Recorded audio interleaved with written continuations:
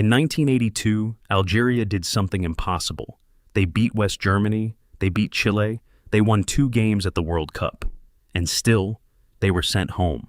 Not because they were weak, not because they collapsed, not because they were destroyed by a better team, but because football had a loophole, and Algeria became the team that fell through it. So, here is the question. How can a country win 2 World Cup matches, shock one of the greatest football nations on earth, force the world to respect them, and still be erased before the next round even begins? This is not just the story of Algeria. This is the story of the Desert Foxes, the team World Cup history robbed, but never destroyed. To understand why this still hurts, you have to go back to Spain, 1982. Algeria arrived at the World Cup as outsiders. To most of the football world, they were not a threat. They were a debutante. A team from North Africa, a team expected to fight hard, lose respectfully, and disappear quietly. That was the role football had already written for them. They were not Brazil, they were not Argentina, they were not Italy, and they were definitely not West Germany. West Germany were one of football's great powers, a former World Cup champion, a European giant built on discipline, structure, and cold tournament intelligence. For Algeria, this was supposed to be a lesson. For West Germany, this was supposed to be routine. But Algeria did not come to Spain to be taught. They came to interrupt history. At the center of that team was Lakhdar Belloumi, calm, elegant, clever, the brain of Algeria. He played like a man who already knew his country belonged, even if the world did not believe it yet. Then there was Rabah Madjer, fast, fearless, unpredictable. The kind of forward who did not care about the size of the opponent. He only cared about the space behind them. Together, Belloumi, Madjer, and that Algerian team carried something bigger than tactics. They carried pride. They carried a country that wanted the world to look at them differently. Because for Algeria, this was never just football. It was identity. It was recognition. It was a chance to say, "We are here. We belong. You cannot ignore us anymore." Then the match began. Algeria versus West Germany. And almost immediately, something felt wrong. Not for Algeria, for Germany. Because Algeria did not look afraid. They pressed, they passed, they attacked space. They played with a freedom West Germany did not expect. The German machine expected hesitation. It found courage. It expected respect. It found resistance. And then came the moment that changed everything. Rabah Madjer scored. Algeria were leading West Germany at the World Cup. For a second, the football world froze. This was not in the script. The African debutante was not supposed to strike first. The giant was not supposed to bleed. West Germany equalized. Of course they did. Great teams always respond. And for a moment, it felt like order had returned. The favorite had survived the scare. The small team would fade.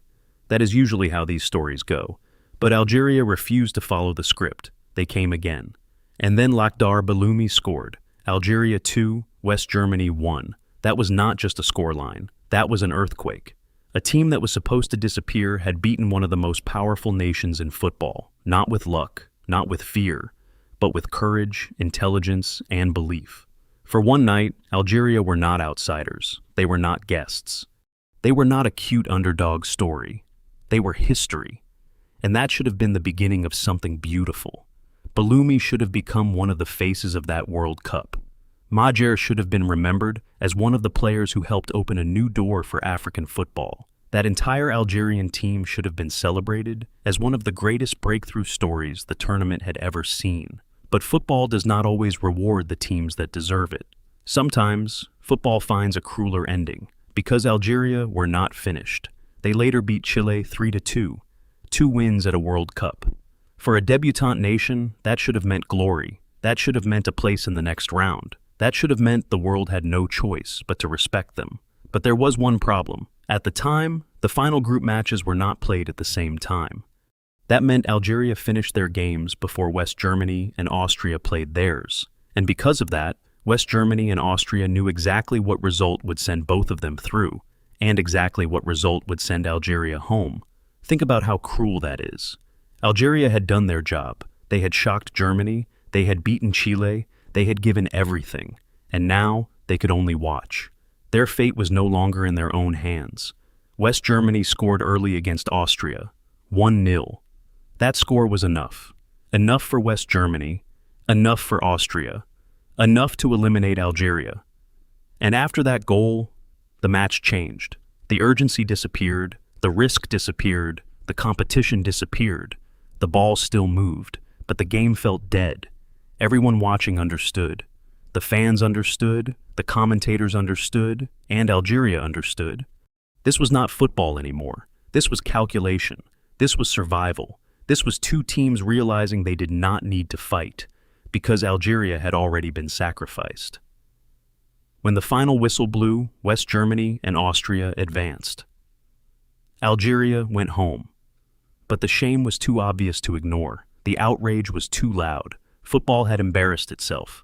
And eventually, FIFA changed the rules. From that point forward, the final games in a World Cup group would be played at the same time. So, no team could ever again calculate another nation out of the tournament so easily. Think about that. Algeria did not win the World Cup. They did not reach the final. They did not even reach the knockout stage. But their pain changed the World Cup forever. Their heartbreak became a rule. Their injustice became a warning. Their stolen dream became part of football history. And still, that did not give them back what they lost. It did not give Belloumi his knockout stage. It did not give Madjer his chance. It did not give Algeria the ending they earned. That is why this story still hurts. Because Algeria were not remembered only for what they did. They were remembered for what was taken from them. And for more than 30 years, that wound stayed open. Every new Algerian generation inherited it. Every player who wore the green shirt carried it. And one name remained attached to the ghost of 1982. Germany. The team Algeria had beaten. The team connected to the wound. The team that would one day stand in their path again. And 32 years later, Algeria finally got that chance. The stage was the 2014 World Cup. The opponent in the round of 16, Germany. Not West Germany this time. Germany, modern Germany, powerful Germany. A team filled with stars.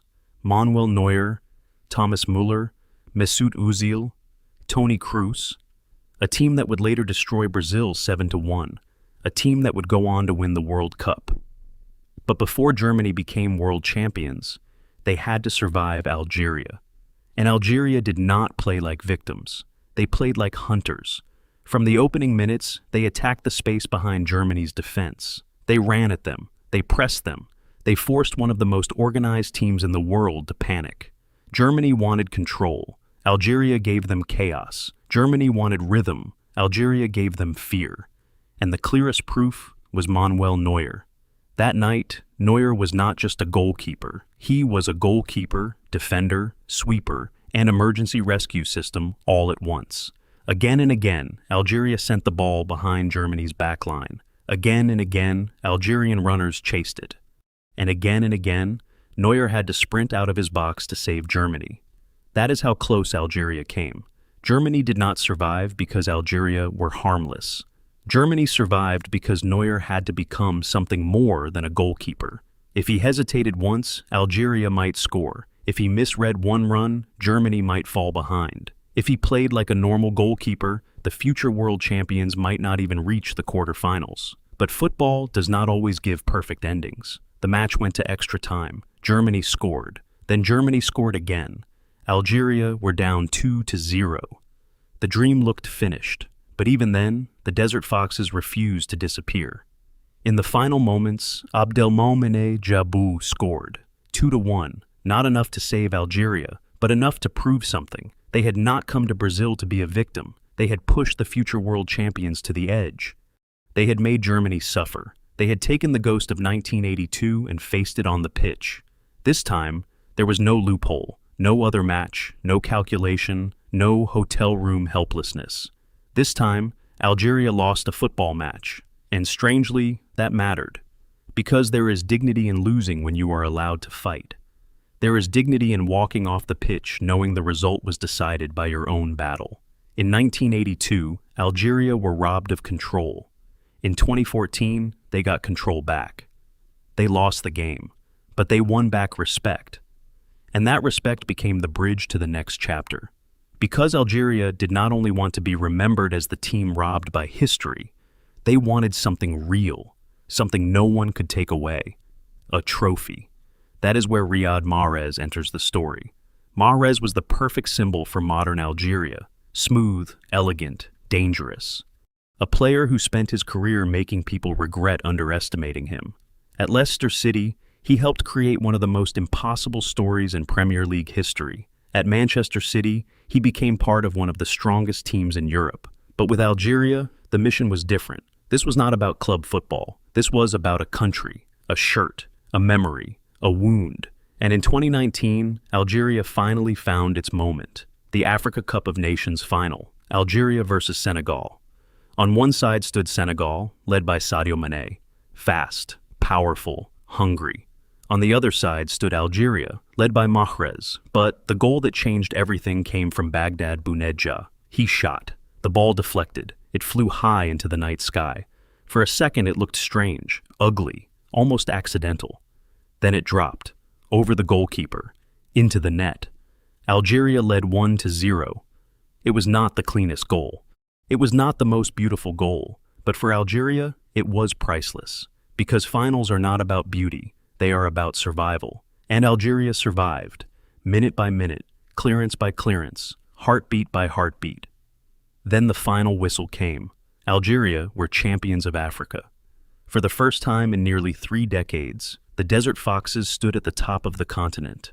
And in that moment, something changed.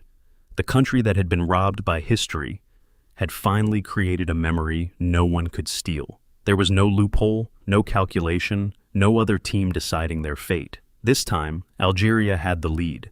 Algeria had the whistle. Algeria had the trophy. But the story did not end there. Because the World Cup is different, AFCON gave Algeria glory, but the World Cup is where the wound began. The World Cup is where Belloumi and Madjer never got their full ending. The World Cup is where the Desert Foxes were first robbed by history, and that is why Algeria remains unforgettable. Not because football was fair to them. It was not. Not because history gave them everything they deserved. It did not. But because every time history tried to reduce them to a victim, Algeria found a way to become dangerous again. That is the real story. Not just the robbery, the response, not just the pain, the survival, not just what was taken, what they kept building after it was gone. Algeria were robbed by World Cup history, but history never destroyed them. And maybe that is why the Desert Foxes are not remembered only for what they lost.